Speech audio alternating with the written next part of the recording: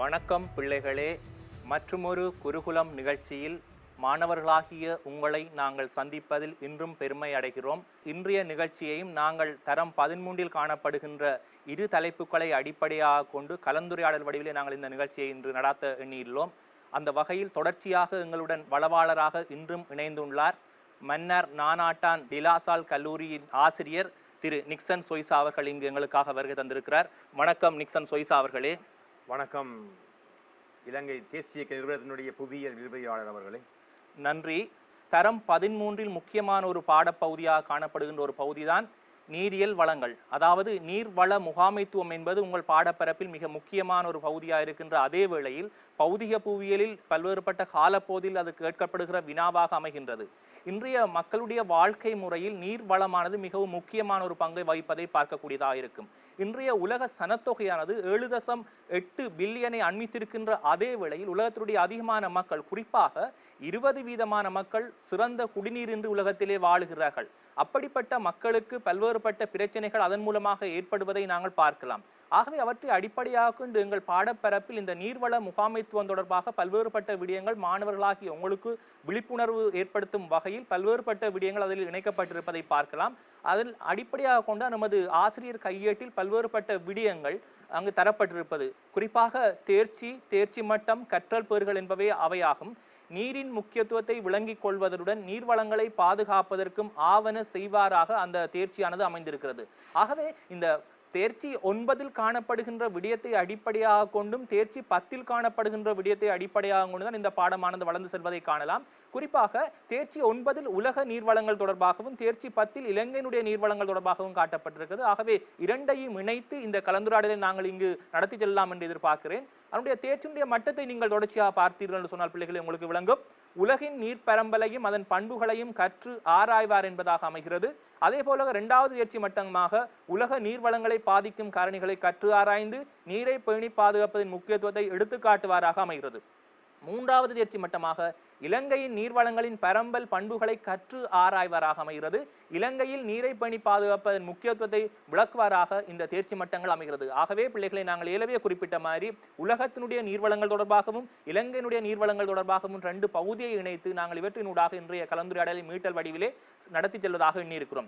பிள்ளைகளை எங்களுக்கு நீர்வளங்கள் தொடர்பாக எங்களுக்கு பார்க்கின்ற பொழுது எங்களுக்கு தெரியும், ஞாயிற்று தொகுதியிலே மிகவும் நீலக்கோளாக வர்ணிக்கப்படுகின்ற ஒரு கோள் தான் புவிக்கோள். இந்த புவிக்கோளில் மட்டும்தான் மனிதன் வாழக்கூடிய அளவுக்கு ஈவராசிகள் அல்லது உலகத்தில் உயிர் வாழக்கூடிய அளவுக்கு பல்வேறுபட்ட பௌதிக பண்பாட்டு நிலைமைகள் காணப்படுவதை நாங்கள் பார்க்கக்கூடிய இருக்கும். அந்த வகையிலே ஆசிரியர் நிக்சன் சொய்சா அவர்களே நீலக்கோளாக அழைக்கப்படுகின்ற புவியினை பற்றி சற்று விளங்கப்படுத்தி கொண்டு அதனுடைய நீரியல் தொடர்பாக நாங்கள் அவற்றை கலந்துரையாடுவோம்.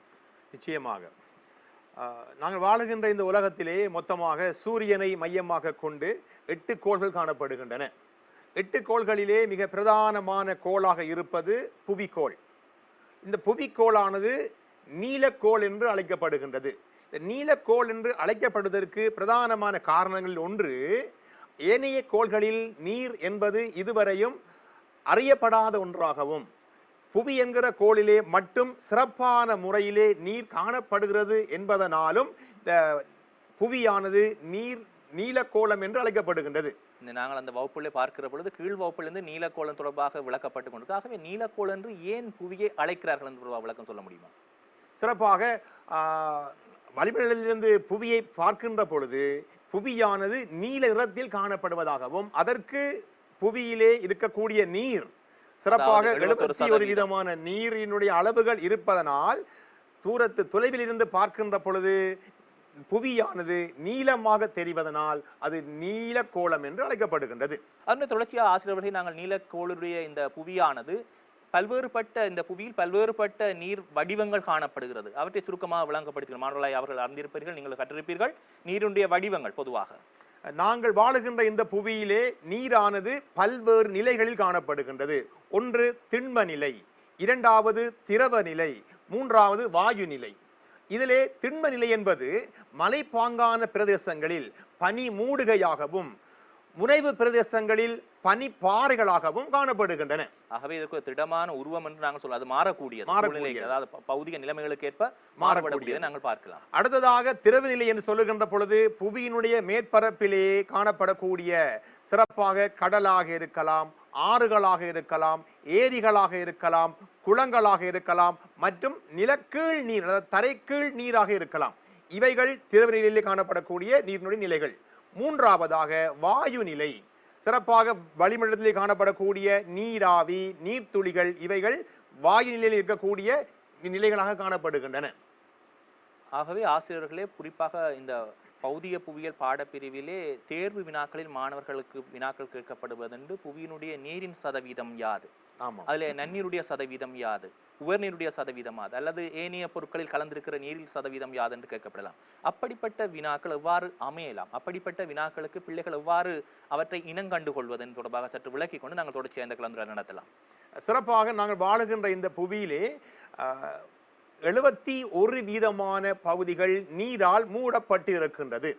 அதில் இந்த 71% நீரானதை நாங்கள் 100% என்று கொண்டால் அதில் 97.5% நீரானது சமுத்திர உவர் நீராக காணப்படுகின்றது. மிகுதியாக இருக்கக்கூடிய 2.5% நீராகத்தான் நன்னீர் காணப்படுகிறது. அந்த வகையிலே உலகத்திலே காணப்படக்கூடிய மொத்த நீரினுடைய வீதமானது 100 என்று சொன்னால் அவற்றில் 97.5% சமுத்திர உவர் நீராகவும் மிகுதி 2.5% நீரானது நன்னீராக காணப்படுகின்றது.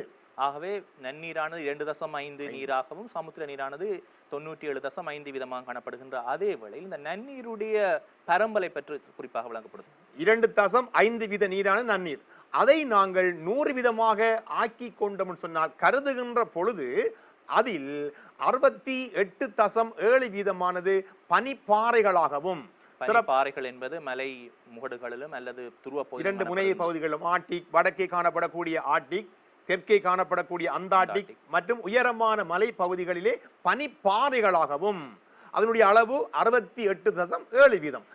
ஏற்கனவே கற்றிருப்பார்கள் மலை முகடுகளில் ஏன் பனியாக காணப்படுது, குத்துயரத்தை அடிப்படையாக கொண்டு நாங்கள் அவற்றை பார்த்திருக்கிறோம்.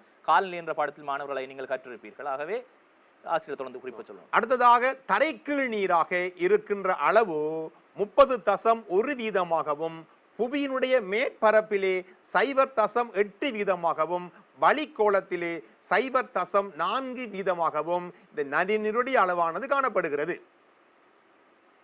சிறப்பாக இப்படியான கேள்விகள், இப்படியான விடயங்கள் பல்வேறு வினாக்களிலே வரலாம். இந்த அளவுகளை மையப்படுத்தி இந்த அளவுகள் காணப்படுவது எந்த பகுதி, அல்லது மாறி கேட்கலாம் இந்த பகுதியிலே இருக்கக்கூடிய நன்னினுடைய அளவுகள் யாது. இப்படியான வினாக்கள் சில வேளைகளில் இனி வரக்கூடிய பரீட்சைகளிலே மாணவருடைய அந்த அறிவினை அறிந்து கொள்வதற்காக பரிசீலிக்கக்கூடியதாக பல்வேறு வினாக்களில் கேட்கப்படலாம். ஆகவே பிள்ளைகள் 97.5% சமுத்திர நீராக காணப்படுகிறது, 2.5% நன்னீராக காணப்படுகிறது. ஆசிரியர் குறிப்பிட்ட மாதிரி அந்த 2.5% நீரை நாங்கள் 100% பார்க்கின்ற பொழுது அந்த 100% எவ்வாறு பனிப்பாறைகளில் அல்லது தரை கீழ் நீராக அல்லது புவி மேற்பரப்பில் அல்லது வளிக்கோளத்தில் நீரானது பறந்திருக்கிறது என்பதை ஆசிரியர் குறிப்பிட்டார். வெளிப்புறத்தில் காணப்படுகின்ற வளிக்கோளத்தில், பூமிக்கு மேலாயிருக்கின்ற வளிக்கோளத்தில் காணப்படுகின்ற நீருடைய சதவீதத்தை நாங்கள் எவ்வாறு பார்க்கலாம். சிறப்பாக புவியினுடைய மேற்பரப்பிலே காணப்படக்கூடிய, மேற்புறம் என்று சொல்லுகின்ற பொழுது மேல் பகுதி, புவியினுடைய மேல் பகுதிகளிலும் அதற்கு சற்று மேலாக மாறன் மண்டல பகுதிகளிலும் விசேடமாக வளிக்கோளத்திலும் காணப்படுகின்ற நீரினுடைய அளவுகளை நாங்கள் அவதானித்தோம் என்று சொன்னால் அவற்றிலே சிறப்பாக இவற்றினுடைய அளவுகள் 100% காணப்படுகின்ற பொழுது அதில் நன்னீர் ஏரிகளில் காணப்படக்கூடிய நீரின் அளவானது 67.5%, மண்ணானது தண்ணீர் கொண்டிருக்கின்ற நீரானது 12%, வளிக்கோளத்தில் நீராவியாக நீர்த்துளிகளாக 9.5%, புவியினுடைய மேற்பரப்பில் பாய்ந்தோடுகின்ற நதிகளில் 1.5%, மற்றும் சதுப்பு நில பிரதேசங்களில் இந்த நீரானது 8.5%, தாவரங்களில் 1% காணப்படுகின்றன. இவை யாவற்றை நாங்கள் கூட்டி பார்க்கின்ற பொழுது 100% காணப்படுகிறது. ஆகவே ஆசிரியர்களே, பிள்ளைகளாகிய மாணவர்களுக்கு பல்வேறுபட்ட வினாக்கள் கேட்கப்படுகின்ற பொழுது இந்த நீர் வட்டமானது பூமி நீரியல் வட்ட செயல்முறை அந்த சமுத்திரங்களை அடிப்படையாக கொண்டும் தாவரங்களை அடிப்படையாக கொண்டும் ஏற்படுகிறது. இவற்றை அடிப்படையாக கொண்டு இந்த நீரியல் வட்டத்தை சற்று சுருக்கமாக விளக்கி கொண்டு நாங்கள் எவ்வாறு பூமிக்கு நீர் கிடைக்கிற மூலம், மழை வீழ்ச்சி அல்லது படிவீழ்ச்சி என்பதை அடிப்படையாக கொண்டு பார்க்கலாம். சிறப்பாக நீரியல் வட்டம் என்பது புவியினுடைய மேற்பரப்பில் காணப்படுகின்ற கண்ணுக்கு தெரிகின்ற நீராக இருக்கலாம், கட்புல நாகாத நீராக இருக்கலாம். இவைகள் புற வெப்ப செயல்பாட்டின் காரணமாக கட்புலனாகாத வடிவில் சிறப்பாக ஆவியாக்கத்திற்கும் ஆவி உயிர்ப்பிற்கும் உள்ளாகி அதன் காரணமாக நேரடியாக வளிமண்டலத்தில் சென்றடைந்து அங்கு பனிப்படு நிலை அடைந்து ஒடுங்கி படிவு வீழ்ச்சியாக கட்புலனாக கூடிய வடிவில் புவியினுடைய மேற்பரப்பை வந்தடைந்து அதனை குளிர்வித்து ஈரப்படுத்தி பிற்பாடு பாறைப்படை தளங்களுக்கூடாக ஊடுபடியப்பட்டு பாறைப்படை தளங்களுக்கிடையில் தரைக்கீழ் நீராக சேமிக்கப்பட்டு சேமிப்பானது 100 நிலை அடைந்த பிற்பாடு தரைமேல் நீராக வந்து பிற்பாடு கழுவு நீரோட்டமாக நீர்நிலைகளை சென்றடைகின்ற செயல்பாட்டை நாங்கள் நீள்வட்டமாக கூறலாம். ஆகவே கழுவு நீரோட்டம் என்பது பிள்ளைகளே புவி மேற்பரப்பு ஊடாகவும் ஓடி கடலை அடையக்கூடிய நிலைமை காணப்படுறது. தரைக்கீழ் நீராகவும் சமுத்திரங்களை நீரானது சென்றடைகிறது. ஆகவே இந்த நீரியல் வட்ட செயன்முறை என்பது ஒரு வட்ட செயன்முறையாக புவியில் நிகழ்வதை நாங்கள் பார்க்கலாம். ஆகவே அந்த நீரியல் வட்ட செயன்முறை தொடர்ச்சியாக ஆசிரியர்களை குறிப்பிடுங்கள், இதனுடைய மழை வீழ்ச்சியை பற்றியும் படி வீழ்ச்சியை பற்றியும். சிறப்பாக இந்த நீரியல் வட்ட செயல்பாட்டில் சிறப்பாக நம்முடைய புவிக்கு கிடைக்கப்பெறுகின்ற நீரானது மழைவீழ்ச்சியின் மூலமாகவே ஆகும். புவியினுடைய மேற்பரப்புக்கு நீரை வழங்குவது மழைவீழ்ச்சி. இந்த புவியினுடைய மேற்பரப்பை வந்தடைகின்ற இந்த நீரானது மழை நீரானது பாறைப்படை தளங்களுக்கூடாக ஊடுபடியப்படுகின்றது. ஊடுபடியப்பட்டு தரைக்கீழ் நீராக சேமிக்கப்படுகிறது. சேமிக்கப்பட்டதுகள் போக எஞ்சியவைகள் நதிகள் மூலமாக நதிகளில் ஏரிகளில் ஓடைகளில் தேங்குவதோடு மிகுதி நீரானது சமுத்திரத்தை சென்றடைகின்றது. பிற்பாடு அந்த நீரானது மீண்டும் வெப்பத்தின் காரணமாக புறவெப்ப செயல்பாட்டின் காரணமாக மீண்டும் வளிமண்டலம் சென்றடைகின்றது. மாறன் மண்டலத்தில் அது இடம்பெறுவதை பார்க்கிறோம். இந்த செயல்பாடு ஒரு வட்ட செயல்பாடாக இடம்பெறுவதனால் இது நீரியல் வட்ட செயல்பாடு என்று அழைக்கப்படுகின்றது. உலகில் காணப்படுகின்ற ஆற்று வடிநிலங்களுக்கு அடிப்படையாக அமையக்கூடிய நீரை வழங்கக்கூடிய மூலமாக நாங்கள் படி வீழ்ச்சி அல்லது மழை வீழ்ச்சியை பார்க்கலாம் ஆசிரியர்களே. ஆகவே இந்த மழை வீழ்ச்சியை அடிப்படையாக கொண்டு உலகத்தில் காணப்படுகின்ற ஆற்று வடிநிலங்கள் தொடர்பாக விவரிக்க முடியுமா? கட்டாயமாக. சிறப்பாக நாங்கள் முதல் நோக்கினோம், உலகத்திற்கு நீரை வழங்குவது மழை வீழ்ச்சி. இந்த மழையின் மூலமாக புவியினுடைய மேற்பரப்பை வந்தடைகின்ற நீரில் பெரும்பாலானவைகள் சமுத்திரத்தை சென்றடைகின்றன. அந்த வகையில் உலகில் காணப்படுகின்ற நதிகளில் பிரதான ஆற்று வடிநிலங்களாக இருப்பவைகள் 269 என்று கணக்கிடப்பட்டிருக்கின்றது. சிறப்பாக புவியினுடைய மொத்த அளவானது 510 மில்லியன் சதுர கிலோமீட்டராக இருக்கின்ற நேரத்தில் ஆற்று வடிநிலத்தினுடைய பரப்பளவு 231 மில்லியன் சதுர கிலோமீட்டர் என்று அளவிடப்படுகிறது. இது புவியினுடைய மொத்த நிலப்பரப்பில் 45.3% அளவிடப்படுகின்றது. ஆசிரியர்களே, இந்த புவியில் கிடைக்கப்பெறுகின்ற மழை வீழ்ச்சியானது புவியின் மேற்பரப்பில் ஊடாக வடிந்தோடுவதாக நீங்கள் சொல்றீர்கள். அதே மாதிரி தரைக்கீழ் நீராக மாற்றம் அடைகிறது. அது மாதிரி வளிமண்டலத்தில் காணப்படுகிற நீராகவும் இருக்கிறது.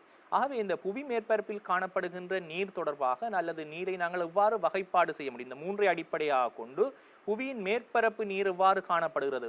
அது பரீட்சைகள் மாணவர்களுக்கு வினவப்படுவதுண்டு.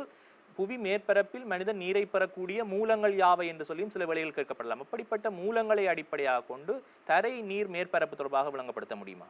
மேற்பரப்பு நீர் என்று பார்க்கின்ற பொழுது சிறப்பாக திரவநிலை நீரில் இந்த நீரானது சிறப்பாக சமுத்திரங்களில் உவர் நீராக காணப்படுகின்றது. அது மட்டுமல்ல, நதிகள், ஓடைகள் மற்றும் நன்னீர் நிலைகளில் காணப்படுகின்றன. இந்த நீரானது மனித தேவைகளுக்கு மிக முக்கியமான நீராக இந்த மேற்பரப்பு நீரானது மனிதர்களுக்கு பல்வேறுபட்ட வகைகளில் உதவுகின்ற ஒரு பலமாக காணப்படுகின்றது. ஆகவே மேற்பரப்பு நீர் என்று சொன்னால் என்ன, மேற்பரப்புக்கு நீரை வழங்குகின்ற மூலம் யாது என்ற அடிப்படையில் மேற்பரப்பு நீரானது எவ்வாறு பரந்து காணப்படுகிறது?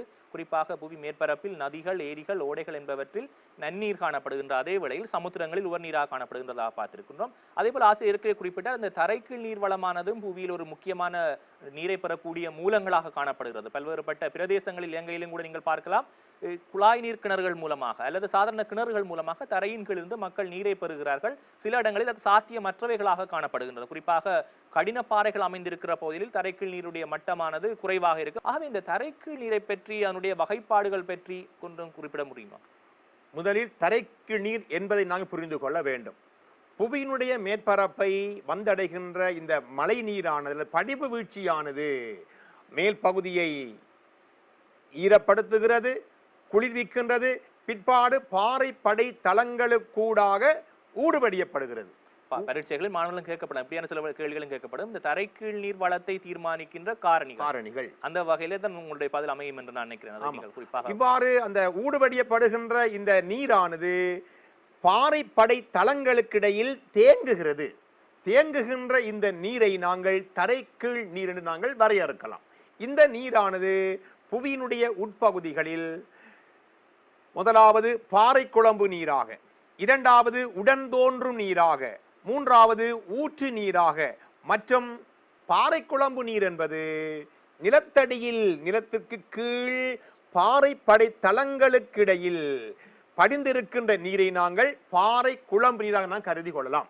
அடுத்ததாக உடன் தோன்றும் நீர் என்பது புவியினுடைய உட்பகுதிகளில் அசேதன படிவுகளுக்கிடையில், அசேதன சிறப்பாக கனியங்கள் காணப்படுகிற பகுதிகளுக்கிடையில் தேங்கி நிற்கிற நீரை நாங்கள் உடன் தோன்று நீராக நாங்கள் கருதி கொள்ளலாம்.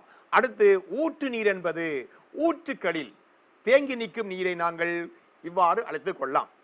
அதனை விட வளிமண்டலத்தில் நீராவியாக நீர்த்துளிகளாக காணப்படுவது அது மூன்றாவது வடிவமாக, தரைக்கீழ் நீருக்கு அப்பால் மூன்றாவது நிலையாக, முதல் நாங்கள் பார்த்தோம் மேற்பரப்பு நீர், இரண்டாவது தரைக்கீழ் நீர், மூன்றாவது வளிமண்டல நீரானது நீராவியாக நீர்த்துளிகளாக இருப்பது. மூன்று நிலைகளில் இந்த நீரானது இருப்பதை நாங்கள் அறிவது மிகவும் அவசியமானது. அந்த வகையில் பிள்ளைகளே தரைக்கீழ் நீரை தீர்மானிக்கின்ற காரணிகள் என்ற அடிப்படையில் ஆசிரியர் குறிப்பிட்டது போல இந்த பாறைகளுடைய அமைப்பு, கடின பாறை அல்லது மென்மை பாறை என்ற அடிப்படையில் பாறைகள் ஆனது ஒரு பிரதேசத்துடைய தரைக்கீழ் நீர்வளத்தை தீர்மானிக்கும். அதே மாதிரி அந்த பிரதேசம் பெறுகின்ற மழை வீழ்ச்சியுடைய அளவும் தீர்மானிக்கும். அதே மாதிரி அப்பிரதேசத்தில் காணப்படுகின்ற தாவரங்களும் அந்த தரைக்கீழ் நீர்வளத்தை தீர்மானிக்கும். ஆகவே இந்த மூன்று முக்கியமாக இருக்கின்ற பொழுதுதான் அந்த நீர்வளமான தரைக்கீழ் நீர்வளமானது சிறப்பாக இருக்கும். அந்த வகையில் ஆசிரியர்களை தொடர்ச்சியாக நாங்கள் பார்த்தோம் என்று சொன்னால், இந்த நீருடைய முக்கியத்துவம் மனித வாழ்க்கை, நாளாந்த வாழ்க்கை, நீரானது எவ்வாறான தேவைப்பாடுகளுக்கு பயன்படுத்தப்படுவது தொடர்பாக சிறு விளக்கத்தை தொடர்ந்து கொண்டு நாங்கள் செல்வோம். மனிதனுடைய வாழ்க்கையில் உணவு எந்த அளவுக்கு முக்கியமோ அதனோடு இணைந்த வகையில் நீர் என்பது மிக அவசியம். நாங்கள் ஏற்கனவே குறிப்பிட்டிருக்கிறோம், காற்றுக்கு அடுத்தபடி நீர் தான் முக்கியமா இருக்கும். காற்று இல்லாமல் ஒரு சில நிமிடங்கள் மட்டும்தான் வாழ முடியும். 2-3 நாட்களுக்கு மேலே நாங்கள் தாக்கு பிடிக்க முடியாது. அந்த வகையிலே இந்த நீரானது மனித வாழ்க்கைக்கும் பல்வேறுபட்ட தேவைகளுக்கு மிக அத்தியாவசியமான ஒரு பலமாக காணப்படுகின்றது. அந்த வகையிலே இந்த நீரானது பல்வேறுபட்ட வகைகளில் நமக்கு உதவி வருகின்றன. உயிரினங்களுடைய வாழ்க்கையில பார்த்தோம் சொன்னால், நீரில் வாழுகின்ற அங்கிகள் அல்லது மனிதனுடைய உடல் அல்லது ஏனைய விலங்குகளுடைய உயிரினங்களை பார்க்கிற பொழுதும் அதனுடைய உடம்பிலே ஒரு குறிப்பிட்ட அளவு நீர் சதவீதம் காணப்படுவதை பார்க்கலாம். குறிப்பாக நீர்வாழ் அங்கிகளுக்கு அதனுடைய சதவீதம் மிகவும் அதிகமாக காணப்படும். 90% நீர்வளத்தை கொண்ட உடல் உறுப்புகளை கொண்ட உயிரினங்களும் அங்கு வாழ்வதை பார்க்கலாம். ஆகவே உயிர் வாழ்க்கைக்கு நீரானது அவசியமானதை மாணவர்கள் புரிந்து கொள்ள வேண்டும். அது மட்டுமல்ல, சிறப்பாக விவசாய நடவடிக்கைகளுக்கு தேவையான நீர்ப்பாச நடவடிக்கைகளுக்கு நீர் அவசியமானது. அது மட்டுமல்ல, கைத்தொழில் நடவடிக்கைகளுக்காக வேண்டி நீரானது அவசியமாக தேவைப்படுகின்றது. அதனோடு சேர்ந்ததாக வீட்டு பாவனை, நம்முடைய வீடுகளிலே அன்றாட தேவைகள், பல்வேறுபட்ட தேவைகள் இருக்கலாம். தேவைகள் யாவற்றையும் நிறைவேற்றுகின்ற முக்கியமான ஒரு வளமாகவும் இந்த நீரே காணப்படுகின்றன. அது மட்டுமல்ல, நம்முடைய குடியிருப்பு சார்ந்த பிரதேசங்களிலே நீரானது ஒரு உணவு களஞ்சியமாக, விசேடமாக மீன்களுக்கும் நீர்வாழ் தாவரங்களுக்கும் இந்த நீரானது ஒரு அத்தியாவசியமான ஒரு வளமாக காணப்படுகின்ற அதே நேரம், அடுத்ததாக நன்னீர் நீர்வழி போக்குவரத்து பாதைகளுக்கு, சமுத்திர நீர்வழி போக்குவரத்து பாதைகளுக்கு இந்த நீரானது மிக அவசியமானது. அது மட்டுமல்ல, இப்ப அண்மை காலங்களில் பொழுதுபோக்கு நடவடிக்கைகளுக்காகவும் விளையாட்டு நிகழ்வுகளுக்காகவும் இந்த நீரினை பயன்படுத்தி வருகின்ற இந்த அளவானது தேவைகள் அதிகரித்து கொண்டு வருவது மிக முக்கியமான ஒரு விடயமாக காணப்படுவதன் காரணமாக நீரானது மனித வாழ்க்கைக்கு மட்டுமல்ல பல்வேறுபட்ட தேவைகளுக்கும் உதவுகின்ற ஒரு அத்தியாவசியமான ஒரு வளமாக இருப்பதை நாங்கள் அறிவது மிக மிக அவசியமானதாகும். ஆசிரியர் குறிப்பிட்டார், உடலியல் சார்ந்த தேவைகளுக்கு நீர் அவசியம், விவசாயம் சார்ந்த தேவைகளுக்கு அல்லது கைத்தொழில், வீட்டு பாவனை மற்றும் ஏனைய பல்வேறுபட்ட தேவைகளுக்கு நீர் பயன்படுத்தப்படுகிறது என்று குறிப்பிட்டாலும் கூட இந்த உலகத்தினுடைய மொத்த நீரின் சதவீதம், அதாவது நன்னீருடைய சதவீதத்தில் 87% நீர் உலகத்திலே விவசாயத்துக்கு தான் அதிகமாக பயன்படுத்தப்படுது. ஆசிரியர்களே, இந்த பசுமை புரட்சிக்கு பின்பு 1960களுக்கு பின்பு உலகத்தில் ஏற்பட்ட பசுமை புரட்சிகளுக்கு பின்பு இந்த பசுமை புரட்சியின் விளைவினால் பல்வேறுபட்ட நிலங்கள் விவசாயத்துக்கு உட்படுத்தப்பட்டதால் இன்றைக்கு அதிகமான நீர் தேவைப்படும் பகுதியாக அல்லது ஒரு துறையாக நாங்கள் கைத்தொழிலையும் விட விவசாயத்தை தான் நாங்கள் குறிப்பிட்டு காட்ட முடியும். ஆகவே பிள்ளைகளை இப்படிப்பட்ட விடயங்களை அடிப்படையாக கொண்டு நாங்கள் பார்க்கிற பொழுது இன்னொரு வகையான கேள்விகளும் பரீட்சைகளில் கேட்கப்படுகின்றது. குறிப்பாக நீங்கள் பார்த்தீங்கன்னு சொன்னா உங்களுக்கு தெரியும், உலக நீர்வளத்தினை தீர்மானிக்கின்ற காரணிகள் யாவை அல்லது உலக நீர்வளத்தில் செல்வாக்கு செலுத்துகின்ற காரணிகள் யாவை என்பது தொடர்பாக கேட்கப்பட்டால் அவற்றுக்கு எவ்வாறான அம்சங்களை நீங்கள் உள்ளடக்கி எழுதப்பட வேண்டும், அவ்வாறான கேள்வி எவ்வாறு அமையலாம் என்பது தொடர்பாக தற்பொழுது ஆசிரியர்கள் சிறு விளக்கம் ஒன்றை தருவார். சிறப்பாக உலகளாவிய ரீதியாக நீரினுடைய நீர்வளம் தொடர்பில் செல்வாக்கு செலுத்துகின்ற காரணிகள் மற்றும் பாதுகாப்பில் நாங்கள் கொடுக்கின்ற முக்கியத்துவத்தை நாங்கள் அடிப்படையாக நோக்குகின்ற பொழுது பல்வேறுபட்ட வகைகளில் இதனுடைய செல்வாக்கு காணப்படுகின்றது. விசேடமாக நாங்கள் பார்க்கின்ற பொழுது நீரானது அருகே செல்லுகின்ற ஒரு வளமாக காணப்படுகின்றது. அருகே செல்லுகின்ற வளம் இது புதுப்பிக்கக்கூடிய வளமாக இருந்தாலும் கூட மனிதனுடைய பல்வேறுபட்ட நடவடிக்கைகள் காரணமாக அருகி கொண்டு செல்கிறது. முன்னைய காலங்களில் நீரானது ஒரு இலவச பண்டமாக காணப்பட்ட நிலையில் இப்பொழுது அது ஒரு பொருளாதார பண்டமாக, ஒரு அதிகமான விலையினை கொடுத்து பெறக்கூடிய ஒரு வளமாக நீர் காணப்பட்டு கொண்டிருக்கின்றது. உலகளாவிய ரீதியாக நீரினுடைய பரம்பல் அளவுகள் குறைந்து கொண்டு வருகின்றது. அண்மை காலங்களிலே பாலைவனமாதல், வறட்சி நிலைகள் காரணமாக அதனுடைய அளவுகள், அதனுடைய பரப்பு தன்மைகள் குறைவடைந்து கொண்டு வருகின்றன. காலநிலை மாற்றத்தின் காரணமாகவும் அது சனத்தொகையினுடைய அதிகரிப்பு காரணமாகவும் தேவைகள் காரணமாகவும் நீரினுடைய பரம்பல் தன்மைகள் குறைவடைந்து கொண்டு வருகின்றது. எனவே இதனுடைய நிலைமை இப்படியே போகும் என்று சொன்னால் எதிர்காலத்தில் இனி வரப்போகின்ற மக்களுக்கு நீரினுடைய வளமானது அற்று போகக்கூடிய ஒரு தன்மை ஒன்று காணப்படுகின்ற பொழுது நிலைப்பேண் அபிவிருத்தியிலே பாரிய ஒரு தாக்கம் ஏற்படக்கூடிய சாத்தியக்கூறு காணப்பட்டு கொண்டிருக்கின்றன. ஐக்கிய நாடுகள் சபையானது உலகத்திலே நீரை அதிகமாக, அதாவது நீர் வளத்தை மிகவும் நெருக்கடிக்கு உள்ளாகி இருக்கிற வளமாக அல்லது நீர் மிக அச்சுறுத்தலாகி தேவைக்கு இல்லாமல் இருக்கின்ற நாடுகளாக 7 நாடுகளை முக்கியப்படுத்தி அதில் முதலாவதாக மத்திய கிழக்கில் இருக்கின்ற கட்டார் நாடு முக்கியம் வருவதை பார்க்கலாம். அங்க நீருக்கு மிக மிக கேள்வி காணப்படுவதை காணலாம். அது மட்டுமல்ல, அன்னை காலங்களில் உலகளாவிய ரீதியாக அபிவிருத்தி அடைந்த நாடுகளாக இருக்கலாம், அபிவிருத்தி அடைந்து வருகின்ற நாடுகளாக இருக்கலாம், அந்த நாடுகளில் அதிகரித்த நகராக்கம், நகரமயமாதல் ஆகியன அதிகரித்து கொண்டு வருகின்றன. இந்த நகராக்க செயல்பாடுகள் காரணமாக அங்கு அதிகளவு நீர் பயன்பாடுகள் ஏற்படுகின்றன. அது மட்டுமல்ல, நீர் வழிகள் பல்வேறுபட்ட வகைகளில் தடைப்படுதலுக்கு உட்படுகின்றன. இதனால் நீரினுடைய பயன்பாடுகள் அதிகரிக்கின்ற பொழுது எதிர்காலத்தில் இனி வரப்போகின்ற சந்ததியினரினுடைய தேவைகளுக்கு நீரினுடைய அளவுகள் போதுமானதாக, தேவையானதாக அமையாத தன்மை ஒன்று வரும் என்று சொன்னால் பாரி தாக்கத்தை ஏற்படுத்தும். அதன் காரணமாக நாங்கள் நீர் வளத்தை நாங்கள் நிச்சயமாக பாதுகாக்க வேண்டும் என்பது மிக அவசியமான ஒரு செயல்பாடாக நாங்கள் ஏற்றுக்கொள்ள வேண்டும். அது மட்டுமல்ல, இந்த விவசாய நடவடிக்கைகள், கைத்தொழில் நடவடிக்கைகள், சேவைகள், அத்தோடு சேர்ந்து வீட்டு தேவைகள், இவற்றின் பொழுதும் வெளியேறுகின்ற கழிவுகளால் இந்த நீர் வளமானது மாசடைந்து கொண்டு வருகின்றன. அதன் காரணமாக நீரானது இப்படியான செயல்பாடுகள் காரணமாக மாசடைந்து செல்லுகின்ற அளவுகள் அதிகரிக்கின்ற பொழுது நீருக்கு தட்டுப்பாடு ஏற்படும். அதன் காரணமாக நாங்கள் நீர்வளத்தில் நாங்கள் கூடிய கவனம் செலுத்துவது மிக மிக அவசியமானது. அது மட்டுமல்ல, விவசாய நடவடிக்கைகளின் பொழுது அதிகரித்த விளைச்சலை பெருகும் நோக்கோடு அந்த பயிர்களுக்கு ரசாயன வளமாக்கிகள் பயன்படுத்தப்படுகின்றன, பூச்சி நாசினிகள் பயன்படுத்தப்படுகின்றன, களைக்கொல்லிகள் பயன்படுத்தப்படுகின்றன. இவைகள் நீரோடு கலக்கின்ற பொழுது நீர்நிலைகளானது மாசடையக்கூடிய சாத்தியக்கூறுகள் அதிகம் காணப்படுகின்றன.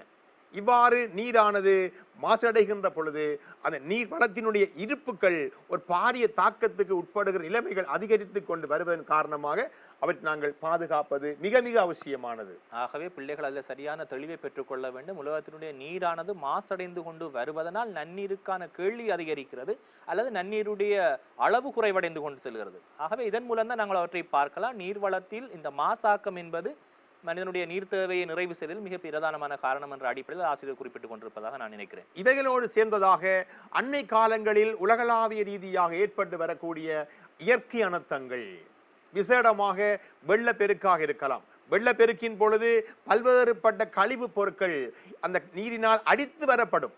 இவ்வாறு அடித்து வரப்படுகின்ற பொழுது பாவனைக்கு உதவாத, மனித நுகர்வுக்கு உதவாத பல்வேறுபட்ட கழிவு பொருட்களை இந்த நதி நீரானது காவிக்கொண்டு வருகின்ற பொழுது நீரினுடைய அளவுகள், அதனுடைய பண்புகள் எல்லாமே மாற்றமடையக்கூடிய நிலைமைகள் இருப்பதனால் நீரானது அதிக அளவில் மாசடைதலுக்கு உட்படுகின்றன. இவ்வாறு மாசடைதலுக்கு உட்படுகின்றதன் காரணமாக நீங்கள் ஆசிரியர் வெள்ளப்பெருக்கு பற்றி குறிப்பிடும் பொழுது எனக்கு இன்னொன்று ஞாபகம், இலங்கையிலுடைய அனுபவங்களை பற்றி மாணவர்களாகி நீங்கள் பார்க்கின்ற பொழுது 2004ஆம் ஆண்டு இடம்பெற்ற சுனாமி அனர்த்தத்தின் விளைவாக கடலிலே காணப்பட்ட பல்வேறுபட்ட ரசாயன பொருட்கள், கடலிலே காணப்பட்ட பல்வேறுபட்ட கழிவுகள் கரையோர பிரதேசங்களில் காணப்பட்ட நீர்நிலைகளில் படியவிடப்பட்டிருப்பதை பார்க்கலாம். ஆமாம். ஆகவே அதன் மூலமாகவும் நீர் மாசடை, நீங்கள் குறிப்பிட்டது மாதிரி இயற்கை அனர்த்தங்கள் மூலமாக நீரானது மாசடைகிறது. இலங்கையை பொறுத்த மட்டில் எரிமலை வெடிப்புகள் ஏற்படாவிட்டாலும் உலகளாவிய ரீதியாக நாங்கள் பார்க்கின்ற பொழுது அந்த இலங்கைக்கு அப்பால் சிறப்பாக எரிமலை வலயங்கள் உள்ள பிரதேசங்களில் எரிமலை வெடிப்புகளின் பொழுது வெளியேறுகின்ற பல்வேறுபட்ட கழிவுகள், திண்ம பொருட்கள், திரவ பொருட்கள், வாயு பொருட்கள் நீரோடு கலப்பதன் காரணமாக அங்கு காணப்படக்கூடிய நீர்நிலைகள் மாசடைகின்றன. அதன் காரணமாக நீரினுடைய இருப்புகள் குறைவடைந்து போகக்கூடிய நிலைமைகள் இருப்பதனால் நீர்வளத்தை நாங்கள் பாதுகாப்பது மிக மிக முக்கியமான ஒரு விடயமாக காணப்படுகின்றது. இப்படிப்பட்ட விடயங்கள் தான் நீரினுடைய பாதுகாப்பில் நாங்கள் முக்கியம் செலுத்த வேண்டிய காரணிகளாக காணப்படுகின்றன. சிறப்பாக இந்த உலகத்திலே நீங்கள் இப்பொழுது இந்த திரையிலே காணப்படக்கூடிய இந்த நாடுகளை பார்க்கின்ற பொழுது இவைகள் உலகத்திலே மிக கடுமையான சிறப்பாக இங்கு மஞ்சள் நிறத்தில் காட்டப்படுகின்ற நாடுகள், பிரதேசங்கள் சற்று குறைவான நீர் வளத்தினை பெறுவதில் பல்வேறுபட்ட சவால்களை சந்திக்கிற நாடுகளாக காணப்படுகின்ற அதே நேரம் சிகப்பு கலரினால் காட்டப்படுகின்ற அந்த நாடுகளும் பிரதேசங்களும் மிக கடுமையான ஆப்பிரிக்கா பகுதிகள் மற்றும் மத்திய கிழக்கு நாடுகளில் முக்கிய இடத்தை பெறுவதை பார்க்கலாம். சிறப்பாக இந்த நாடுகள் மிக கடுமையான, மிக பயங்கரமான அளவில் Saudi Arabia, Qatar, Botswana, Eritrea, Israel போன்ற நாடுகள் இதில் முக்கியமான நிகழ்காலத்திலும் எதிர்காலத்திலும் மிக கடுமையான நீர் பற்றாக்குறையினுடைய தாக்கத்திற்கு உள்ளாகும் என்று ஆய்வுகள் எடுத்து கூறி நிற்கின்றன. பிள்ளைகள் தற்பொழுது பார்க்கிற படத்தில் நீங்கள் பார்த்தீங்கன்னு சொன்னா 2020, 2030, 2040ஆம் ஆண்டுகளில் உலகத்தினுடைய நீரிலே அதிக எந்த வகையான நாடுகள், உலகத்தில் அமைந்திருக்கின்ற எந்த மாதிரியான நாடுகள் பல்வேறுபட்ட பிரச்சனைகளை எதிர்நோக்குவது தொடர்பாக இந்த படம் காட்டி நிற்கிறது பிள்ளைகளே. அது அதனுடைய தொடர்ச்சியாக நாங்கள் ஆசிரியர்களே குறிப்பிட்டு நீர் வளத்தினுடைய முக்கியத்துவம், அதாவது நீர் பாதுகாப்பினுடைய முக்கியத்துவம், நீர் ஏன் பாதுகாக்கப்பட வேண்டும், அது உங்களுக்கு அத்தியாவசியமான ஒரு வளமாக இருக்கின்றது. நீங்கள் ஏற்கனவே குறிப்பிட்டது போல அது இலவச பண்டமாக இருந்தது, தற்பொழுது பொருளாதார பண்டமாக மாறி இருக்கிறது. உலக சனத்தினுடைய அதிகரிப்பு காரணமாக அது மாசாக்கம் அடைந்திருக்கிறது. இவற்றின் பின்னணியில் நீர் பாதுகாப்பு, உலகத்தில் எங்களுடைய நாடுடைய நீருடைய முக்கியத்துவம் பெரிய அளவில் உணரப்படாவிட்டாலும் உலகத்தில் அதிகமான நீர்வளமுடைய நாட்டில் இலங்கையும் ஒரு நாடு. ஆனால் ஆப்பிரிக்க மற்றும் மத்திய கிழக்கு நாடுகளில் நீரானது மிகவும் பெருமதி வாய்ந்த வளமாக காணப்படுகிறது. அந்த நாடுகளில் மக்கள் நீரை பெறுவதற்காக பல நூற்றுக்கணக்கான கிலோமீட்டர்கள் நடந்து செல்லக்கூடிய இக்கட்டான நிலையில் பார்க்கிறார்கள். ஆகவே ஆப்பிரிக்கனுடைய பல்வேறுபட்ட குழந்தைகளுடைய நாங்கள் போட்டோக்களை பார்க்கிற பொழுது அந்த பிள்ளைகளுடைய எலும்புந்தோலுமான உருவம் எங்கள் கண்முன் நிழலாடுவதை பார்க்கலாம். ஆனால் அப்படிப்பட்ட ஒரு இடரான நிலை எங்கள் நாடுகளில் இதுவரைக்கும் காணப்படவில்லை. ஆனால் எதிர்காலத்தில் காணப்படக்கூடிய நிலைமைகள், இங்கு மாசடையக்கூடிய தன்மைகளை பார்க்கின்ற பொழுது உலகத்தினுடைய நீரை நாங்கள் ஏன் பாதுகாக்க வேண்டும், அவருடைய முக்கியத்துவம் என்ன என்று சொல்லி பிள்ளைகளுக்கு விளங்கப்படுத்த முடியுமா? நாங்கள் ஏற்கனவே பார்த்திருக்கின்றோம், உலகில் காணப்படுகின்ற பல்வேறுபட்ட வளங்களில் நீர் வளம் மிக முக்கியமானது. அன்னை காலங்களில் பல்வேறுபட்ட தேவைகளுக்காக, மனித தேவைகளுக்காக, கைத்தொழில் தேவைகளுக்காக என்று பல்வேறுபட்ட தேவைகளுக்காக நீரானது பல அளவுகளில் பயன்படுத்தப்பட்டு கொண்டு வருவதன் காரணமாக அதனுடைய அளவுகள் குறைந்து கொண்டு வருகின்றன.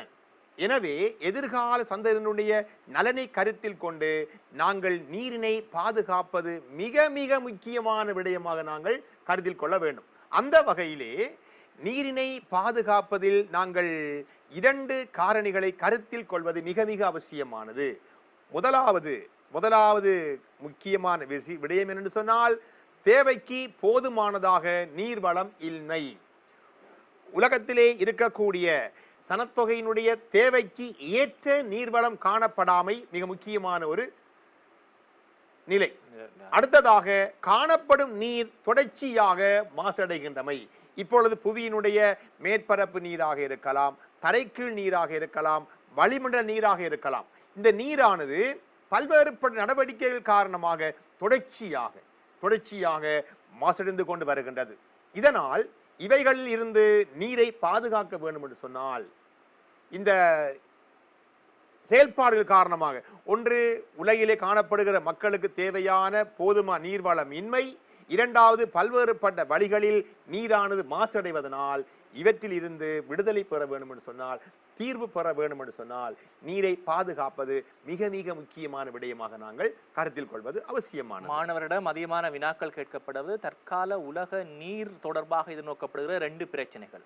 ஆசிரியர் குறிப்பிட்ட மாதிரி 2 பிரச்சனைகள் ஒன்றுதான். முதலாவதாக நீர் தட்டுப்பாடு ஒன்று, இன்னொன்று நீர் மாசாக்கம் என்பது. அவற்றை அடிப்படையாக வைத்து நாங்கள் பார்க்கிற பொழுது உலகத்தினுடைய நீர்வளத்தை முக்கியத்துவத்தை பற்றி மேலதிகமான விளக்கங்களை தர முடியுமா? சிறப்பாக ஐநா சபையினுடைய மற்றும் நீர்வளம் சார்ந்த நிறுவனத்தினுடைய ஆய்வுகளின் அறிக்கைகளின்படி 2025ஆம் ஆண்டளவில் உலக சனத்தொகையில் வசிக்கக்கூடிய மொத்த மக்கள் எண்ணிக்கையில் 2/3 பங்கினர், 2/3 பகுதியினர் நீர் பற்றாக்குறையான பகுதிகளில் வாழ நேரிடும் என எதிர்வு கூறப்பட்டுள்ளது. அடுத்ததாக, ஆபிரிக்க கண்டத்தில் உள்ள 25க்கும் மேற்பட்ட நாடுகள், உலகத்திலே கண்டங்கள் ரீதியாக பார்க்கிற பொழுது ஏனைய கண்டங்களை விட ஆபிரிக்க கண்டத்தில் அதிக நாடுகள் காணப்படுகின்றன. அந்த நாடுகளில் 25க்கு மேற்பட்ட நாடுகள் சிறப்பாக 2025ஆம் ஆண்டளவில் அன்றாட தேவைகளுக்கு வேண்டிய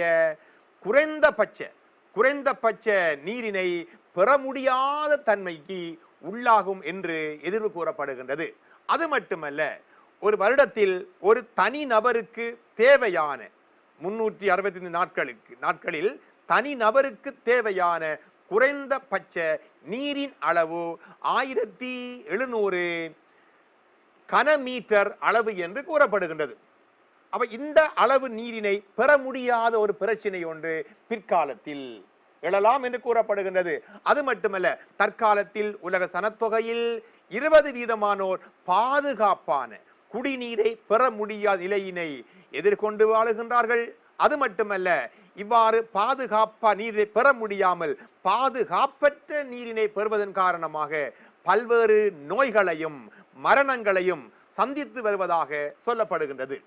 பிள்ளைகளிடம் வினவப்படுகின்ற இன்னொரு வினாதான், உலகத்தினுடைய நீர் மாசாக்கம் என்றால் என்ன, அல்லது உலகத்தினுடைய நீர் மாசாக்குற வழிமுறைகள் தொடர்பாக கேட்கப்படுவது.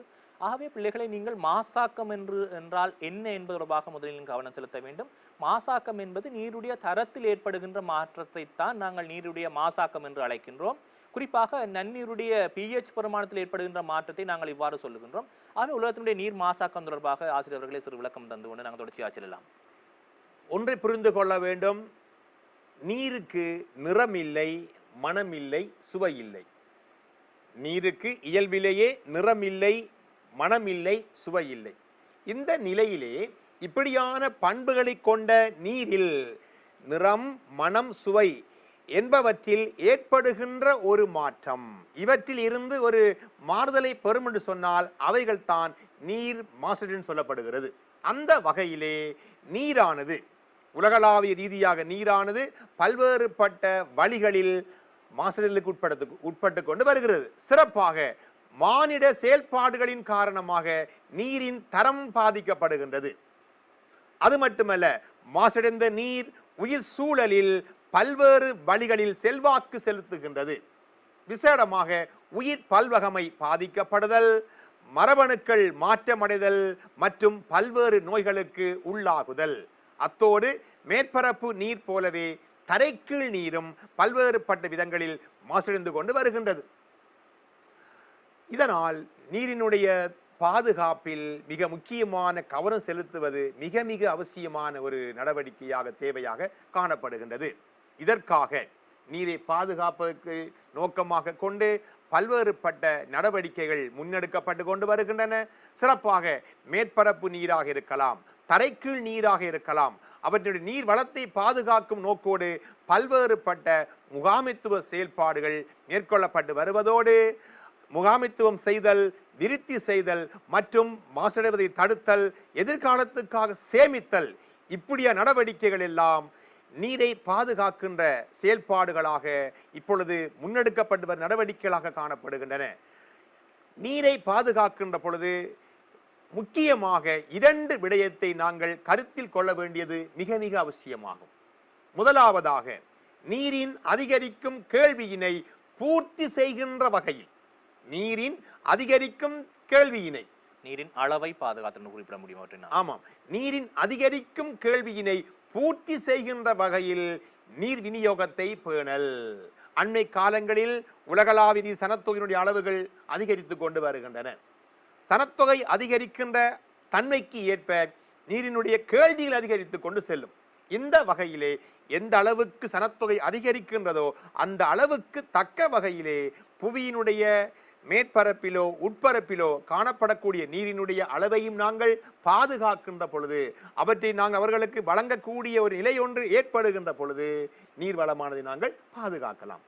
அவை தொடர்ச்சியாக அந்த நீரை பாதுகாப்பிற்கான நடவடிக்கைகள் உருவாக்கம். நீர் ஒன்று நாங்கள் பார்க்கின்ற பொழுது நீர் மாசாக்குற சதவீதத்தை குறைத்தல், இன்னொன்று நீருடைய அளவினை பாதுகாத்தல். அதை நீண்டகால உபாயங்களாக இருக்கலாம் அல்லது தற்காலிக உபாயங்களாக இருக்கலாம். அவற்றை அடிப்படையாக கொண்டு நீரை பாதுகாப்பதற்கான நடவடிக்கைகள் அல்லது உபாயங்கள் தொடர்பாக கருத்துரைக்க முடியுமா? முதலாவதாக, நீரை பாதுகாக்க வேண்டிய நடவடிக்கைகள் பல காணப்படுகின்றன. முக்கியமாக நீரை பயன்படுத்துகின்ற பொழுது மிக சிக்கனமாக பயன்படுத்த வேண்டும்.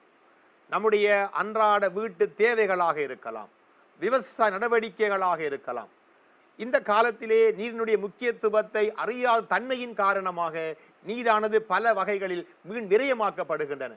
இவ்வாறு வீண் விரயமாக்கப்படுவதன் காரணமாக எதிர்கால சந்ததியினுடைய தேவைகளுக்கு நீரினுடைய வளமானது போதுமானதாக இல்லாமல் போகலாம். அதன் காரணமாக இப்பொழுது காணப்படக்கூடிய நீரை நாங்கள் சிக்கனமாக பயன்படுத்துவதன் மூலமாக நாங்கள் நீரை பாதுகாக்கலாம்.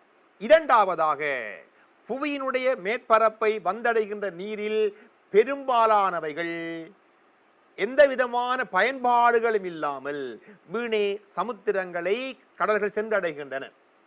ஆசிரியர்களே, இலங்கையிலுடைய ஆறுகளுடைய போக்குகளை பார்த்தோம் என்று சொன்னால், இலங்கையினுடைய தென்மேற்கு பகுதியில் அதிகமான ஆறுகள் கடலை சென்றடைகிறது. அதே மாதிரி உலர் வலயங்களிலும் ஊற்றெடுத்து பல்வேறுபட்ட ஆறுகள் கடலை சென்றடைகிறது. ஆகவே இந்த நீர் பாதுகாப்பின் முக்கியத்துவம் தொடர்பாக அந்த ஆறுகள் எவ்வாறு இந்த நீரை வீண்விரியம் செய்கின்றன, இந்த ஆறுகள் எவ்வாறு கடலை அடைவதன் மூலமாக அந்த நீர் வீண்விரியம் ஆக்கப்படுகிறது என்பது தொடர்பாக, பயன்படுத்தப்படாமல் அது சேகரிக்கப்படுவது தொடர்பாக கருத்துரைக்க முடியுமா? இலங்கையை பொறுத்தவரை, இலங்கையை பொறுத்த மட்டில் அந்த புவியினுடைய மேற்பரப்பை வந்தடைகின்ற மழை நீரை பொறுத்த மட்டில் உலர் வலயங்களை விட ஈர வலயங்களில் நீரானது வீண் விரயமாகும் அளவுகள் அதிகரித்து காணப்படுகின்றன. அதற்கு என்ன காரணம் என்று சொன்னால், ஒன்று, அங்கே காணப்படுகின்ற நிலவுகின்ற காலநிலையானது ஈரலிப்பு தன்மையான அதிகமான மழைவீழ்ச்சி பெறும் பிரதேசங்கள் ஈரவலயமாக இருப்பதன் காரணமாக அங்கு காணப்படக்கூடிய மட்படைகள், பாறைப்படைகள் ஈரலிப்பு தன்மைகளை பெறுகின்ற பொழுது தரைக்கீழ் நீராக அந்த மழை நீரை உறிஞ்சி வைக்கின்ற அளவுகள் குறைவாக இருக்கும். அதன் காரணமாக தரைக்கீழ் நீர் சேமிப்பு குறைவடைந்து கழிவு நீரோட செயல்பாடுகள் அதிகரித்திருப்பதன் காரணமாக தேவைக்கு அதிகமான நீரானது இந்த பாவனைக்கு உதவாமல் பல அளவு நீரானது வீடே கடலுக்குள் சென்றடைவது ஒரு வேதனையான விடயம். இலங்கையில் அப்படிப்பட்ட ஆறுகள் சிலவற்றை குறிப்பிட முடியும். இலங்கையில் பல்வேறுபட்ட ஆறுகள் இலங்கையில் மத்திய மலைநாட்டின் பகுதியில் ஊற்றெடுத்து கரையோரங்களை சென்றடைகிறது. அப்படிப்பட்ட ஈரவலயத்தை அடிப்படையாக கொண்ட ஆறுகள், எவ்வாறான பிரதானமான ஆறுகள் அதிகமான நீரை கடலிலே கலக்கிறது, மனிதனுக்கு பயன்படாத முடியாத வகையிலே அவை கலப்பது. ஒரு பக்கம் நாங்கள் இலங்கையுடைய வரலாற்றை பார்க்கிற பொழுது சில பிரதேசங்கள் அதிகமான வறட்சியை கொண்ட பிரதேசங்களாக காணப்படுகிறது. ஆனால் தென்மேல் தாழ்நில பகுதியில் அதிகமான மழை வீழ்ச்சியையும் அதிகமான நீரையும் கொண்ட பிரதேசங்களாக காணப்படுகிறது. வீணாக நீரானது விரியமாக்கப்படுவதை பார்க்கலாம். விசேடமாக இலங்கையினுடைய தென்மேற்கு பகுதிகளை பார்க்கின்ற பொழுது தென்மேற்கு பிரதேசங்கள் தென்மேற்கு பருவக்காற்று மூலமாக அதிகரித்த மழையினை பெறுகின்றன. அது மட்டுமல்ல, அந்த பிரதேசங்கள் ஆண்டு முழுவதும் சராசரியாக அதிகரித்த மழையினை பெறுவதன் காரணமாக எப்பொழுதும் அந்த மட்படைகள், பாறைப்படைகள் ஈரலிப்பு தன்மையினை பெறுவதன் காரணமாக நான் முன்னரே சொன்னது போல தரைக்கீழ் நீராக சேமிக்கப்படுகின்ற அளவுகள் குறைவடைகின்றன. அதனால் விசேடமாக இலங்கையில் காணப்படக்கூடிய கழுகங்கை முதலாவது, அதாவது அதிகமான நீரினை மனித பாவனைக்கு உட்படுத்தாமல் பயன்படுத்தப்படாமல் விரயமாக்கப்படுகின்ற நதிகள் என்ற போர்வையிலே நாங்கள் கணக்கெடுக்கின்ற பொழுது, கணக்கெடுத்து பார்க்கின்ற பொழுது இலங்கையிலே இருக்கக்கூடிய 103 ஆறுகளில் சிறப்பாக 20க்கு மேற்பட்ட ஆறுகள் ஈரவலயத்தை மையப்படுத்தி பாய்ந்து ஓடுகின்றன. இந்த நதிகளிலே சிறப்பாக நாங்கள் பார்க்கின்ற பொழுது முதலாவதாக கழுகங்கை களுத்துறை மாவட்டத்தில் கடலில் அடைகிறது. அந்த நதியின் மூலமாகத்தான் அதிகமான நீரானது வீண் விரயமாக கடலுக்குள் செல்வதாக கூறப்படுகின்றது. அடுத்ததாக பார்க்கிற பொழுது கழனி கங்கை, கொழும்பு நகரத்தை மையப்படுத்தியதாக, கொழும்பை அண்டியதாக ஓடுகின்ற கழனி கங்கை இலங்கையிலே கழுகங்கைக்கு அடுத்ததாக 2வது நிலையிலே அதிகமான நீரினை கடலுக்குள் செலுத்துகின்ற நதியாக அறியப்படுகிறது. மூன்றாவதாக நாங்கள் பார்க்கிற பொழுது கின்கங்கை, கின்கங்கையானது மூன்றாவது நிலையிலே அதிகமான நீரினை வீண் விரயமாக்கப்படுவதாக அறியப்படுகிறது. 4வதாக கல்லோயா, கல்லோயா நதியானது உற்பத்தியாக்கப்படுகின்ற பிரதேசம் ஒரு ஈரவலயமாக இருக்கலாம், இருந்தாலும் செல்லுகின்ற இடமானது உலர்வலயமாக இருக்கிற சூழ்நிலையில் 4வதாக அதிகமான நீரினை வீண் விரயமாக்குகின்ற நதிகளில் 4ஆம் நிலையினை இந்த கல்லோயா ஆறு பெறுகின்றது. ஆனாலும் மிக குறைந்த அளவிலான நீரினை வெளியேற்றுகிற நதிகளாக நாங்கள் கூடுதலாக உலர்வலயத்தை சேர்ந்த நதிகள் காணப்படுகின்றன. அதற்கு பல்வேறுபட்ட காரணங்கள் இருக்கலாம். காலநிலை தன்மைகள், நதி பாய்ந்து ஓடுகின்ற பகுதியினுடைய நீள அளவுகள், மண் படையினுடைய அந்த தன்மைகள், மண்பாறை மென்பாறை தன்மைகளாக இருக்கலாம். காலநிலையினுடைய தன்மைகள் செல்வாக்கு செலுத்தலாம். ஆசிரியர் அவர்களே, நாங்கள் நீர் வீண்விரயம் தொடர்பாக கதைக்கின்ற பொழுது ஆறுகளானது எவ்வாறு கடலை சென்றடைந்து மனிதனுக்கு தேவைப்பட முடியாத அளவுக்கு அது வீண்விரயமாகிறது தொடர்பாக பார்த்திருந்தோம். அது தொடர்ச்சியாக நாங்கள் மனித வாழ்க்கையில் அன்றாட ஒரு மனிதனுடைய வாழ்க்கையில் நீரானது எவ்வாறு வீண்விரயம் செய்யப்படுகிறது, அவற்றை எவ்வாறு நாங்கள் பாதுகாக்கலாம் தொடர்பாக கருத்துரைக்க முடியுமா? சிறப்பாக உலகளாவிய ரீதியாக புவியினுடைய மேற்பரப்புக்கு வந்தடைகின்ற நீரானது மழை நீராகத்தான் காணப்படுகின்றது. இவ்வாறு கிடைக்கப்பெறுகின்ற மழை நீரில் அதிகமான அளவு மனித தேவைகளுக்கு பயன்படாமல் வீணாக கடலை சென்றடைகின்றன.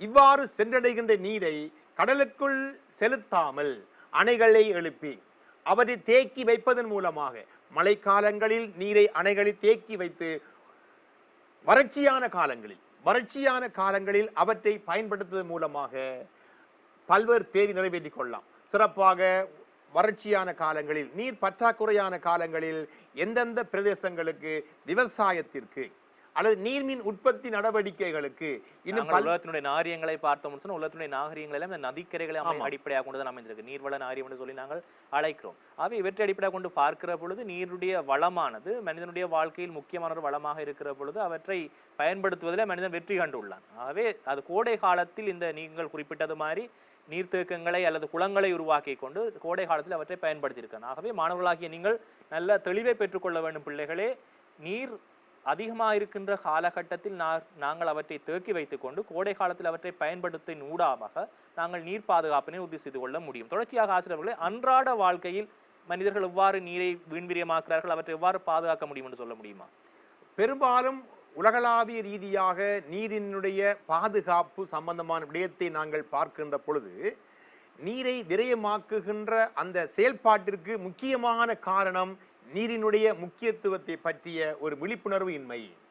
நீரினுடைய அவசியம், நீரினுடைய இருப்பு எப்படிப்பட்டது, அந்த நீரினுடைய அளவுகள் எப்படி காணப்படுகிறது, இப்பொழுது காணப்படுகின்ற நீரினுடைய அளவுகள் இனி இப்போதைய நிகழ்கால சந்ததியினருக்கும் எதிர்கால மக்களுக்கும் போதுமான அளவு காணப்படுகிறதா என்பதை பற்றிய ஒரு அறிவில்லாமல் இருக்கிற நீரை, கிடைக்கிற நீரை அளவுக்கு அதிகமாக பாவிப்பதனால் அவைகள் வீண் விரயமாக்கப்படுகின்றன, அழிவுக்கு உள்ளாகின்றன.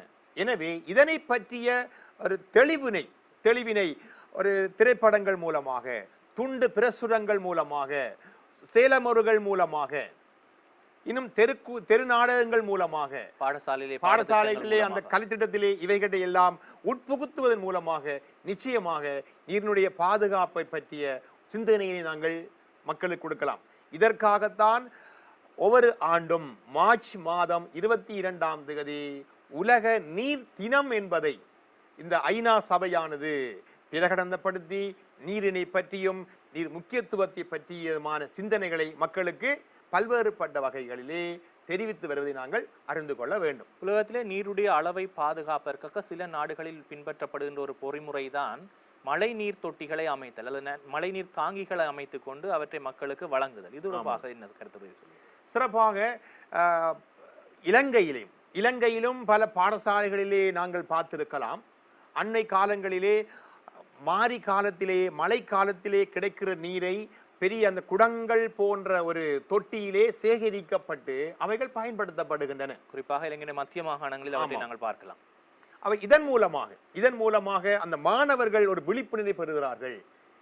அந்த நீரானதை நாங்கள் தேவையில்லாத வகையிலே பயன்படுத்தாமல் எதிர்காலத்திலே அப்பொழுது கிடைக்கிற நீரை நாங்கள் பயன்படுத்துகிறோம், மேலதிகமான நீரானது வீண் விரயமாக்கப்படாமல் இவ்வாறான அந்த நீர் தாங்கிகள் மூலமாக சேகரிக்கப்படுகின்ற பொழுது பிற்பட்ட காலத்திலே, பின்னுக்கு வரக்கூடிய அந்த காலங்களிலே நீரை நாங்கள் பயன்படுத்தக்கூடிய அந்த அறிவுகள், அந்த மனப்பாங்கு மாணவர் மத்தியிலே எடுத்து செல்லப்படுவதை நாங்கள் அறிந்து கொள்ள வேண்டும். சில நாடுகளில் பார்த்தோம் சொன்ன ஆசிரியர்களே, இந்த தரைக்கீழ் நீரை பயன்படுத்துவதிலும் பல்வேறுபட்ட முரண்பாடுகள் காணப்படுவதாக விமர்சிக்கப்படுகிறது. குறிப்பாக பயிர்ச்செய்கைகளுக்காக அந்த நீரானது பயன்படுத்தப்படுகின்ற பொழுது உலகத்தில் 87% நீரானது வயல் நிலங்களுக்கு அல்லது பயிர்ச்செய்கை நிலங்களுக்கு பயன்படுத்தப்பட்டாலும் சில நாடுகளில் தரைக்கீழே காணப்படுகின்ற நீரை மிகையாக பயன்படுத்துவதாக முன்வைக்கப்படுகிற குற்றச்சாட்டுகள் என்ன? சிறப்பாக பல நாடுகளிலே அந்த தரைக்கீழ் நீர் நாங்கள் ஏற்கனவே பார்த்திருக்கின்றோம். படிவு வீழ்ச்சியாக, மழை வீழ்ச்சியாக மேற்பரப்பை வந்த நீரானது ஊடுபடியப்பட்டு பாறை படை தளங்களுக்கு சேமிக்கப்படுகிறது. இவ்வாறு சேகரிக்கப்படுகின்ற நீரை நாங்கள் எந்த வகைகளிலே பெற்றுக்கொள்ளலாம்? விசேடமாக அந்த இந்தியாவிலே காற்றாடி மூலமாக தரைக்கு நீரானது மேலேற்றப்படுவது மட்டுமல்லாது தேவைக்கு அதிகமாக பயன்படுத்தப்படுகிறது. ஆமாம். அப்ப எந்த காரணத்திற்காக, எந்த வேளைகளிலே இப்படியான நீரானது தேவைக்கு அதிகமாக பயன்படுத்தப்படுகிறதோ அவற்றை நாங்கள் இனங்கண்டு கொள்ள வேண்டும். அதனை பற்றி தெளிவினை மக்களுக்கு தெளிவுபடுத்த வேண்டும். அதன் மூலமாக நாங்கள் நீர்வளத்தை நாங்கள் பாதுகாத்துக் கொள்ளலாம். அது மட்டுமல்ல, நீரை பாதுகாக்கும் நடவடிக்கைகளிலே பல்வேறுபட்ட செயல்பாடுகளிலே புதிய நீர்நிலைகளை உருவாக்குதல் மிக அவசியமானது. ஏனென்று சொன்ன நாங்கள் முன்னரே பார்த்திருக்கின்றோம், மழை நீராக கிடைக்கிற நீரில் அதிகமானவை தேவைகளை விட வீண் விரயமாக்கப்படுவதனால் அந்த விரயமாக்கப்படுகின்ற அந்த நீரினை நாங்கள் தடுத்து புதிய நீர்நிலைகளை உருவாக்குவதன் மூலமாகவும், இவ்வாறு உருவாக்கப்பட்ட நீர்நிலைகளில் அந்த நீரை நாங்கள் சேமிப்பதன் மூலமாகவும் நாங்கள் நீரை பாதுகாக்கலாம். சில நாடுகளில் கடல் நீரை எடுத்து அவர்கள் அதில் உள்ள உவர்த்தன்மையை நீக்கிவிட்டு அவற்றை நன்னீராக பயன்படுத்துகிறார். இது தொடர்பான சிறு விளக்கம் ஒன்றை தர முடியும்? சிறப்பாக உலகத்திலேயே பாலைவன நாடுகள், சிறப்பாக மத்திய கிழக்கு நாடுகள், அங்கு நதிகள் கிடையாது. நாங்கள் அறிந்திருப்போம், உலகத்திலே நதிகள் இல்லாத நாடு என்று பார்க்கிற போது சவுதி அரேபியாவிலே நதிகள் கிடையாது. ஆனாலும் அங்கு எந்த வகையிலே இந்த நீரை பெற்றுக்கொள்வார் என்று சொன்னால், செங்கடலில் இருந்து நீரானது பாரிய அந்த நீர் குழாய்கள் மூலமாக கண்ட பகுதிகளுக்குள் பெற்றுக்கொள்ளப்பட்டு அவை சுத்திகரிக்கப்பட்டு நன்னீராக சுத்திகரிக்கப்பட்டு அங்கு குடிநீராக விவசாயத்துக்கு தேவை நீராக பயன்படுத்தப்படுகின்றன. அது மட்டுமல்ல, இப்ப இஸ்ரேல் என்கிறது நாடு ஒன்று காணப்படுகிறது. இஸ்ரேல் நாட்டிலே ஒரு பாலைவன நாடு. அந்த பாலைவன நாட்டிலே இப்பொழுது நாடு இப்பொழுது தன் நுட்பத்தை பயன்படுத்தும் மூலமாக ஒரு வளமான நாடாக மாறி வருகிறது. அது எந்த வகையில் என்று சொன்னால், அங்கு சுமார் 200 கிலோமீட்டருக்கு அப்பால் இருந்து நீரானது அந்த கடல் உபர் நீரானது குழாய்கள் மூலமாக கொண்டு வரப்படுகிறது. கொண்டு வரப்பட்டு நன்னீராக சுத்திகரிக்கப்பட்டு அவைகள் குடிநீராக, பயிற்சிக்கு தேவையான நீராக, இன்னும் கைத்து நடவடிக்கைகளுக்கு தேவையான நீராக பயன்படுத்துவதனால் அந்த வறிய வளமே இல்லாத நாடு ஒரு வளமான நாடாக இப்பொழுது அறியப்படுகிறது என்று சொன்னால், அந்த நீரை அவர்கள் உவர் நீரில் உள்ள உவர்த்தன்மையை நீக்கி பயன்படுத்தியதன் விளைவாகத்தான் இப்படியான வளர்ச்சியை அடைந்துள்ளார் என்பதை நாங்கள் ஏற்றுக்கொண்டே ஆக வேண்டும். பிள்ளைகளே, இதுவரை நாங்கள் குறிப்பிட்டது நீரை பாதுகாப்பதற்கான உபாயங்கள் என்ற அடிப்படையில் தற்காலிகமான திட்டங்களாக காணப்படுகின்ற பொழுது, இன்னொரு வகையான ஒரு உபாயம்தான் நாங்கள் நீரை பாதுகாப்பதற்கு அல்லது நீர் மாசடைவதை தவிர்ப்பதற்கு, முக்கியமாக நீர் வளத்தினுடைய அளவை இருப்பினை கையிருப்பில் வைத்துக் கொள்வதற்கு பின்பற்றப்படுகின்ற ஒரு முறைதான் நீரேந்தி பிரதேசங்களை பாதுகாத்தல். இலங்கையிலும் அது முன்வைக்கப்படுகிறதாக இருக்கலாம், உலகத்திலும் முன்வைக்கப்படுவதாக இருக்கலாம். ஆகவே நீரேந்தி பிரதேசங்களை பாதுகாப்பதன் ஊடாக உலகத்தினுடைய நீர்வளத்தினுடைய அளவை எவ்வாறு நாங்கள் தக்க வைத்துக் கொள்ளலாம் என்று சொல்ல முடியுமா? நீரேந்து பகுதி என்று சொல்லுகின்ற பொழுது சிறப்பாக மழை நீரானது முதலாக கிடைக்க பெறுகின்ற அந்த பகுதிகள் தான் நீரை ஏந்துகின்ற பிரதேசங்கள். அப்ப சிறப்பாக இந்த நீரேந்து பிரதேசங்கள் என்று சொல்லுகின்ற பொழுது உயர்மலை பகுதிகளை நாங்கள் எடுத்துக்கொள்ளலாம். இலங்கையில் உயர்மலை பிரதேசங்களும் சில நாடுகளில் தரை சாதாரணமான உயரமுடைய பிரதேசங்களையும் காணலாம். ஆமாம். அப்ப இந்த உயர்மலை பிரதேசங்கள் இப்ப அண்மை காலங்களில் பல்வேறுபட்ட தேவைகளுக்காக மாற்றப்பட்டு வருகின்றன. குறிப்பாக காடழிப்பு உயர்நில பிரதேசங்களில் அல்லது நீரேந்தி பிரதேசங்களில் காணப்படுகின்ற மிக முக்கியமான பிரச்சனை அங்கே காணப்படுகின்ற காடுகளை அழித்தல் அல்லது அங்கே காணப்படுகின்ற புல்நிலங்களை அதிக மேய்ச்சலுக்கு உட்படுத்தல்.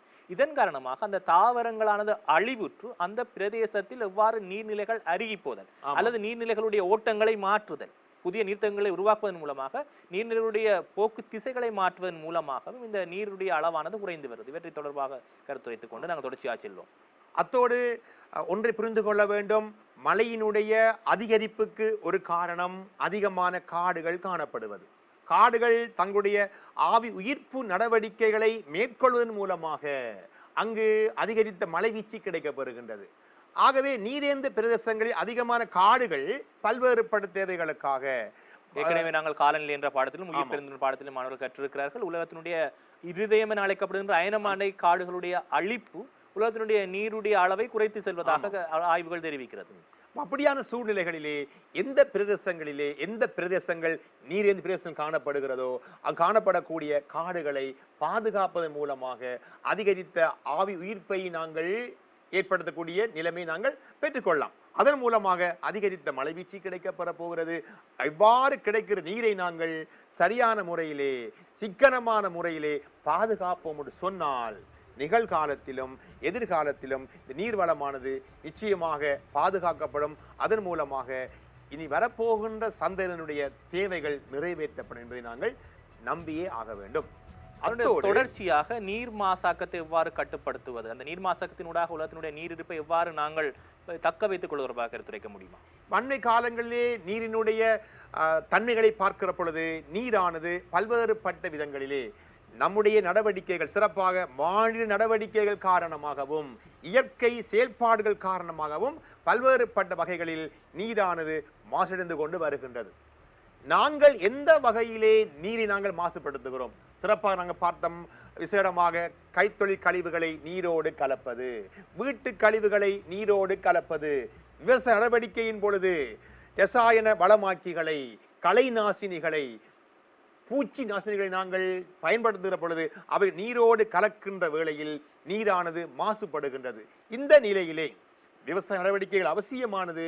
ரசாயன வளமாக்கிகளுக்கு பதிலாக இயற்கை வளமாக்கிகளை நாங்கள் பயன்படுத்துகின்ற பொழுது அங்கு அந்த நடவடிக்கைகளின் மூலமாக நீரானது மாசுபடும் செயல்பாடுகள் கட்டுப்படுத்தப்படுகிறது. அதிகமான நகரங்களை பார்த்தோம்னா அந்த நகரங்களூடாக உடர்த்து செல்கின்ற ஆறுகள் உலகத்தில் மாசடைந்த நதிகளாக பிரகடனப்படுத்தப்பட்டிருக்குது. ஆமாம், அதனுடைய நகர கழிவுகள் அதில் வீசப்படுது. இதன் காரணமாக அந்த நாடுகளுடைய ஆறுகள் மிகவும் மோசமாக பாதிப்படைந்திருப்பதை பார்க்கலாம். ஆகவே இந்த நகரங்களில் கழிவுகள் சேருகின்ற பொழுது அந்த கழிவுகளை மீள் சுழற்சிக்கு, மீள் பயன்பாடுகளுக்கு உட்படுத்துகிற பொழுது அந்த கழிவுகள் நதிகளோடு சேருகின்ற அளவுகள் குறைக்கப்படும்.